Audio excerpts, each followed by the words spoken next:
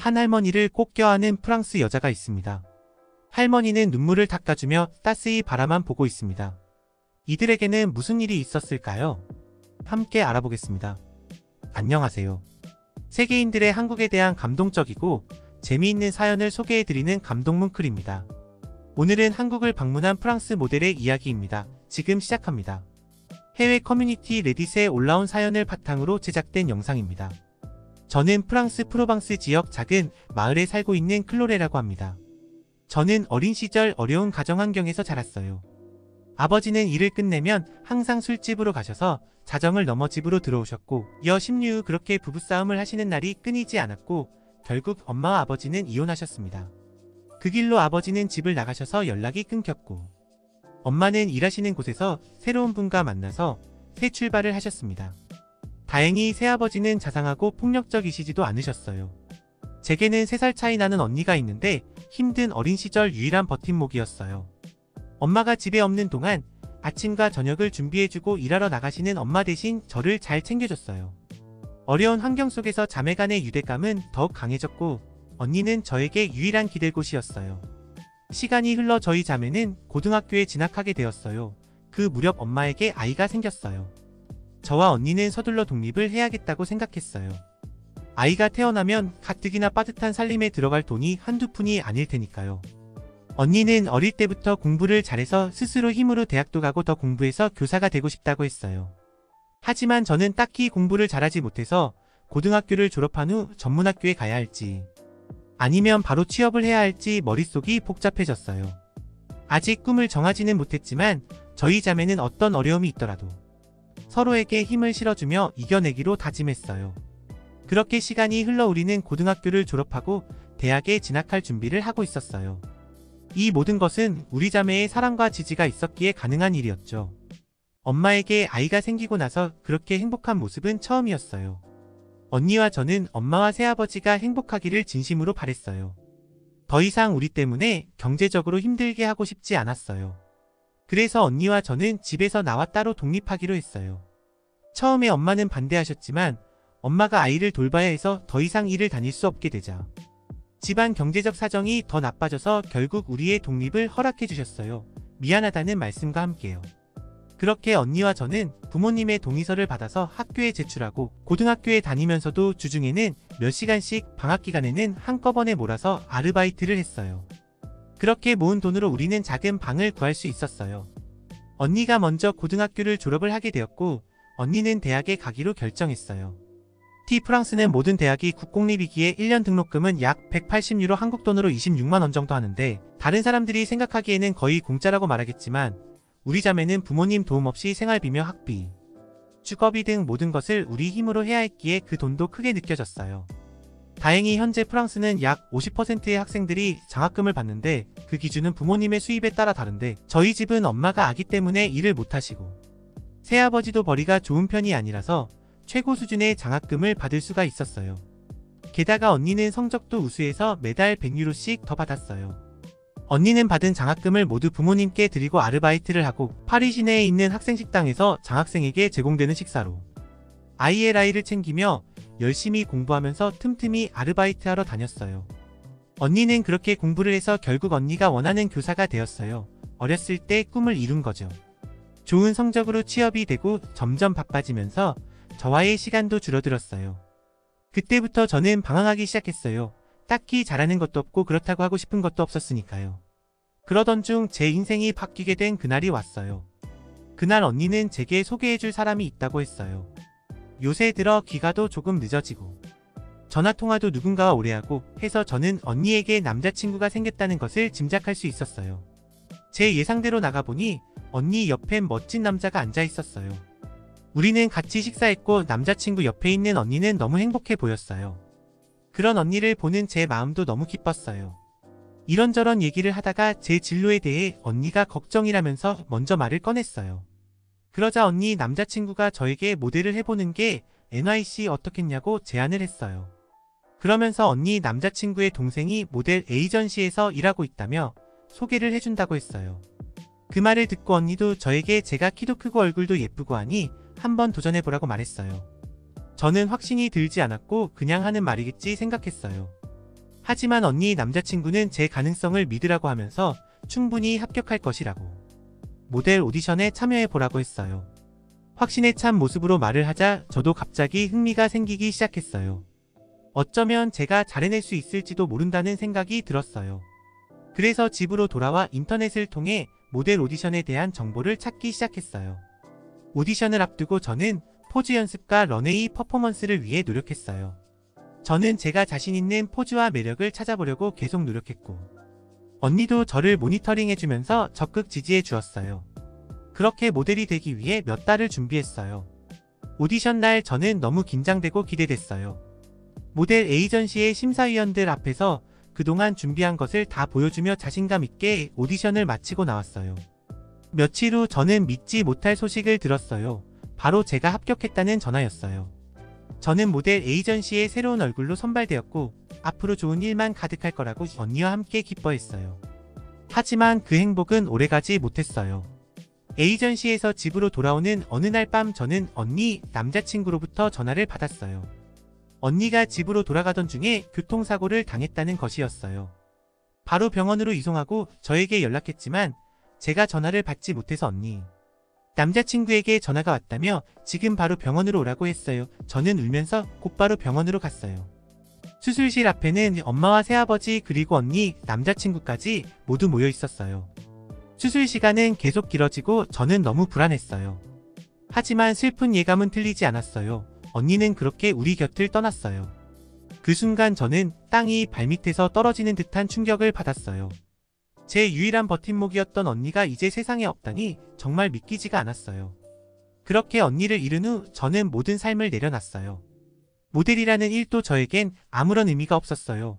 언니가 떠난 빈자리는 저에게 너무 컸어요. 한동안 먹지도 밖에 나가지도 않고 그렇게 지냈어요.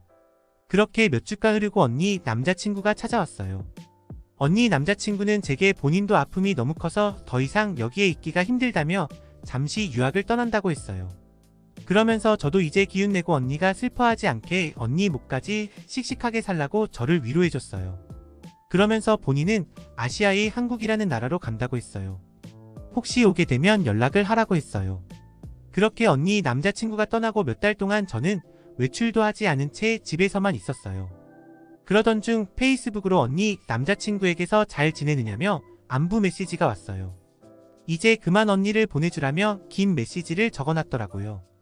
메시지를 보면서 그의 말처럼 언니가 이런 날을 보면 오히려 더 슬퍼하겠다는 생각이 들었어요. 저는 아무것도 하고 싶지 않고 그저 발길 닿는 대로 떠나고 싶었어요. 여행을 다닌 적이 없어서 어디로 가야 할지 몰랐던 저는 언니 남자친구가 말한 아시아의 한국이라는 곳에 가기로 생각하고 인터넷으로 한국에 대해 알아보기 시작했어요. 그렇게 몇 주를 고민한 후 저는 결국 한국행 비행기를 타고 한국으로 향했어요. 인천공항이라는 곳에 도착해서 저는 깜짝 놀랐어요. 마치 그곳은 거대한 도시 같았어요. 상상 이상으로 규모가 크고 현대적인 디자인에 감탄했어요. 게다가 수많은 상점과 레스토랑, 편의시설들을 보고 단지 아시아의 작은 나라라고 생각했던 게 잘못된 것임을 깨달았어요. 공항과 지하철은 연결되어 있었고 프랑스와는 달리 시설들이 아주 깨끗했어요. 저는 제가 인터넷으로 미리 알아본 숙소에 짐을 두고 혼자 여행 다니기 시작했어요. 여기저기 예쁜 풍경을 보며 언니와 함께 왔으면 얼마나 좋았을까 하는 생각에 눈물이 났어요. 저는 미리 알아본 대로 남산으로 향했어요. 한국은 도로며 지하철의 표지판과 안내문이 설명이 잘 돼 있어서 어렵지 않게 도착할 수 있었어요. 도심 속에서 쏟아있는 남산 정상에서 바라보는 서울의 야경은 정말 아름다웠어요. 에펠탑에서 파리 시내를 내려보는 것과는 또 다른 느낌이었어요. 서울의 끊임없는 활기와 불빛은 저를 사로잡았고 남산의 정상에서 한국의 도시 생활이 얼마나 다양하고 활기차는지를 느낄 수 있었어요. 그동안 무기력하게 있던 제 삶에 뭔가 에너지를 넣어주는 기분이었어요. 이어서 한강을 따라 펼쳐진 길을 따라 걸어보았어요. 파리의 세느강처럼 한강은 도시의 중심을 가로지르며 한국의 아름다운 자연과 함께 어우러져 있었어요. 유유히 떠있는 유람선, 한강에서 여가를 보내는 사람들, 한강 다리 위에서 느끼는 바람과 함께 흐르는 강물의 소리는 마치 제 심장이 한국의 자연과 공존하는 것처럼 느껴졌어요. 마지막으로 향한 곳은 경복궁이었어요. 여기는 많은 외국인들이 있었어요. 궁중의 건물과 아름다운 정원은 한국의 고귀한 전통을 간직하고 있는 듯했어요. 경복궁 안에서 걸어다니며 저는 한국의 과거와 현재가 한 공간 안에 어우러져 있는 듯한 신기한 느낌을 받았어요. 그렇게 활기찬 사람들 속에서 저도 같이 있으니 그 에너지가 저에게도 전해지는 느낌이었어요. 한참을 그렇게 돌아다니니 배가 고파져서 근처 골목에 있는 식당으로 들어갔어요. 입구는 허름했지만 들어가니 왠지 푸근한 느낌이 들었어요. 제가 한국어를 전혀 할 줄 몰라서 머뭇거리고 있는데 앞치마를 입은 할머니께서 오시더니 손가락으로 하나를 표시하시더라고요. 주위를 둘러보니 모두 같은 종류의 음식을 먹고 있는 것 같았어요. 그래서 저는 알겠다고 끄덕이고 자리에 앉아 음식이 나오기를 기다렸어요. 음식이 정말 금방 나왔어요. 두꺼운 그릇에 김이 나는 음식이었어요. 국물과 밥이 함께 섞여 있는 음식이었는데 한 입 먹으니 추위에 얼어있던 몸이 스르르 녹는 듯한 느낌이었어요. 주위를 보니 다들 테이블에 초록색 병이 놓여있고 다들 물처럼 마시더라고요. 310프렛이 23만 4,304한 예산 360M 저는 그것도 한 병 주문했어요. 할머니께서는 작은 잔과 함께 가져다 주시면서 걱정스러운 표정을 지으셨어요. 작은 잔에 따라서 한 입 먹었는데 그건 물이 아니라 술이었어요. 처음에 먹었을 때는 엄청 썼는데 먹다 보니 맛이 점점 달아지는 듯 기분이 묘했어요. 그렇게 한 잔 두 잔 마시다 보니 갑자기 혼자서 지낸 힘든 일상들과 언니와의 어렸을 적 추억이 생각나기 시작했어요. 너무 보고 싶고 앞으로 혼자 어떻게 살아가야 하나 여러 생각이 들면서 눈물이 뚝뚝 떨어졌어요. 그렇게 초록병술을 다 마실 때쯤 되니 머리가 멍했어요. 한국 술은 정말 독해요. 그렇게 국물과 술을 먹다 보니 어느새 그릇을 다 비우게 되었어요. 그래서 일어나서 계산하고 가려는데 세상에 지갑이 없었어요. 분명 경복궁 구경할 때만 해도 있었던 것 같은데 아마 식당 오기 전에 길을 찾으려고 휴대폰을 꺼내면서 바닥에 떨어뜨린 것 같다는 생각이 들었어요. 그렇게 당황하며 대화도 안 통하는데 이를 어째야 하나 싶었는데 앞치마를 입으신 주인 할머니께서 다정히 다가오시더니 제 어깨를 톡톡 만지시더니 웃으시면서 그냥 가도 된다고 손짓을 하셨어요. 순간 눈물이 왈칵 쏟아졌어요. 정말 많이 울었어요. 그때 왜인지 눈물이 멈추질 않았어요. 제가 계속 울고 있으니 할머니께서는 저를 꼭 안고 제 등을 토닥여 주셨어요. 아무 말도 없이 미소를 띤 얼굴로 저를 바라보시며 마치 괜찮다고 말씀하시는 것을 표정에서 느낄 수 있었어요. 처음 한국에 오기로 마음먹고 인터넷을 둘러봤을 때 한국은 정이 많은 나라라고 했는데 이런 게 한국의 정이었음을 제가 몸으로 직접 경험하고 알았어요. 그렇게 한바탕 펑펑 울고 터벅터벅 걸어 숙소로 돌아왔어요.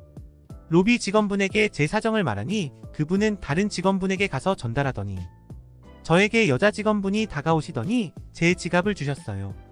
너무 놀란 저는 어떻게 된 일이냐고 묻자 경복궁 관광객 중 한 분이 제 지갑을 줍게 되었고 주인을 찾아주시려고 지갑 안을 보셨는데 마침 제가 넣어둔 숙소키와 안내 티켓을 보시고 숙소로 전화한 후에 제가 숙박하고 있는 것을 확인하시고 직접 호텔로 가져다 주시고 가셨다고 했어요. 그러면서 그분은 제가 지갑을 잃어버려 많이 당황하고 있을 거라고 걱정을 하며 빨리 전해달라고 하셨다고 했어요. 그 얘기를 듣고 저는 한국인의 따뜻한 마음에 또 한 번 감동했어요. 아무 기대 없이 찾은 한국이라는 나라에서 여러 사람들의 따뜻한 마음을 느끼며 저도 이제는 언니의 목까지 열심히 살아야겠다고 생각했어요. 그렇게 파리로 돌아와 저는 다시 모델 에이전시로 돌아가서 활동을 시작하게 됐어요. 지금은 어느 정도 인정받는 모델이 돼서 새아버지와 엄마 그리고 새로 생긴 제 여동생과 함께 지내고 있어요. 언니가 제게 해준 것처럼 저도 제 여동생에게 좋은 언니가 되려고 노력하고 있어요. 아마 하늘에 있는 저희 언니도 이런 저를 보며 자랑스러워하겠죠. 저에게 제2의 인생을 살게 해준 한국과 한국 시민분. 그리고 그때 그 식당의 할머님은 제 평생 잊지 못할 거예요. 다음 달에 한국에서 패션 위크가 잡혀서 한국으로 가게 될 것 같아요. 꼭 3년 만이네요. 저는 요새 열심히 한국어 공부를 하고 있어요.